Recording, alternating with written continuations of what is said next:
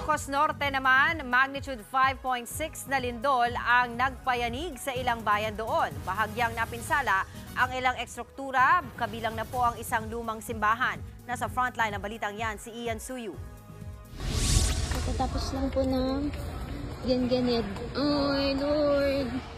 Nagkalat ang mga paninda sa grocery store na ito matapos yanigin ng lindol sa Lawag City, Ilocos Norte. Sa lakas ng pagyanig, nagbagsakan ng mga bote at pakete. Pinaypayan naman ng ilang staff ang isang mamimiling tila nahilo. Sa mall namang ito sa bayan ng San Nicolas, agad pinalabas ang mga magsha-shopping sana. Hindi rin nakaligtas ang makasaysayang Santa Monica Church sa bayan ng Sarat. Naglaglagan ang tipak ng bato sa pader nito.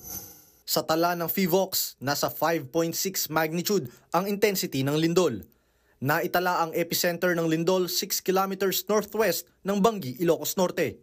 Pero ang pagyanig umabot sa mga kalapit na probinsya gaya ng Ilocos Sur, La Union, Abra at Cagayan Valley. Paglilinaw ng ahensya. Ito po ay walang kinalaman po doon sa naganap na sequence po sa Ilocos Sur.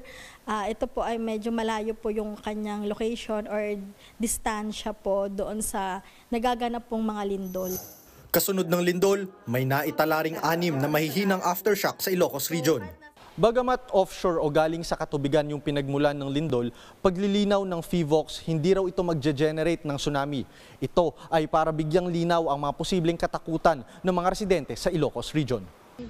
Tuloy-tuloy pa rin ang monitoring ng FIVOX. Nagbabalita mula sa frontline. Ian Suyu, News 5. Mga kapatid, Dimples Romana po, kumpletuhin ang inyong umaga ng mga kwentong puno ng inspirasyon. Salubungin po ang bawat araw ng may ngiti at pag-asa.